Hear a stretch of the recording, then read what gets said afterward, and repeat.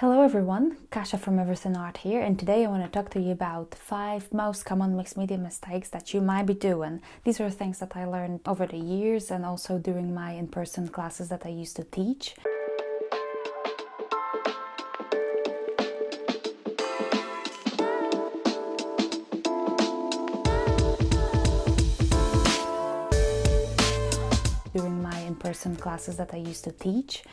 I could see that sometimes people really do these mistakes, and understanding that you shouldn't might really help. So the first one will be mixing complementary colors. Complementary colors, this is a color wheel.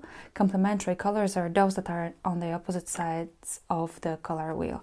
So yellow and blue, that will be complementaries. Red and this kind of greenish blue, that will be complementaries. Once you start mixing them, you might get some muddy colors. It depends what you like, of course, and maybe you are going to that direction, you want to achieve this certain look, but mostly I know that you don't and it's just a mistake. So get yourself a color wheel, print it out or buy it from a shop, put it on your desk and have a look before you start mixing colors, especially right on your journal page or on your canvas. Don't mix complementaries. You mostly get muddy colors unless you are experienced and you know the proportions and quantities that you want to work with. Number 2, using oily stuff. Oily stuff, I mean, for example, oil-based pastels, using them in between other layers. So you are allowed and you can use them as a last top layer if you know that you won't be adding anything more to your mixed media water-based project.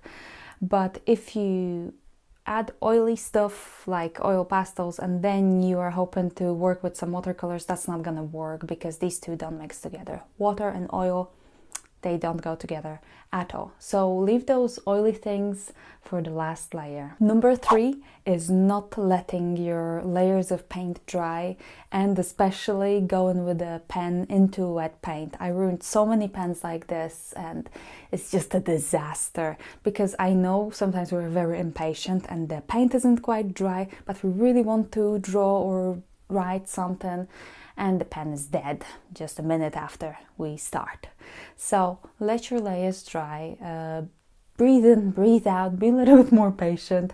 Also, if it's about adding next layers of paint, that's gonna help because you will be avoiding mixing complementaries by an accident, because sometimes you might already have some yellow on the canvas, it's not quite wet, and you go in with blue and oops, there is mud. Number 4 will be not knowing when to stop and getting carried away. I know it's really pleasant process very often, and usually, mostly, 99% of the situations I would always tell you, just go for it, just enjoy yourself.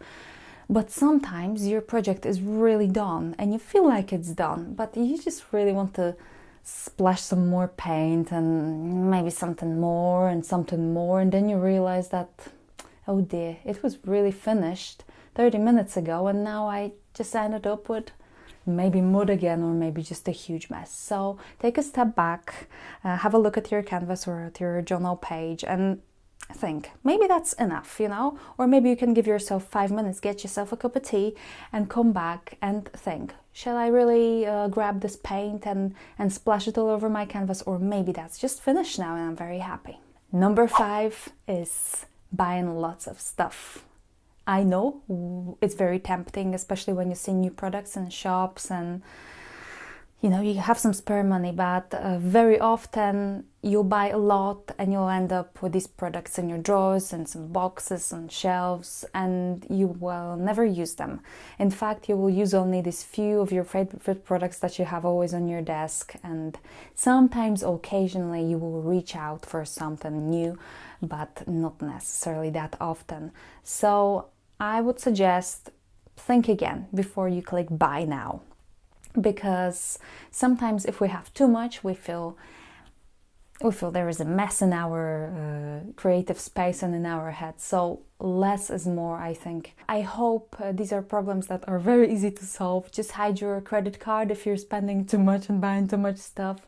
Let your paints dry, take a step back, breathe in, breathe out, and enjoy your mixed media. And if you're just starting and you're not sure what to buy, then make sure that you watch my 5 essentials for mixed media video. Okay, so these were my 5 worst mistakes in mixed media that I noticed some people do and I used to do as well. I hope you enjoyed that. If you liked the video, click like and subscribe to our channel for lots more. See you next time.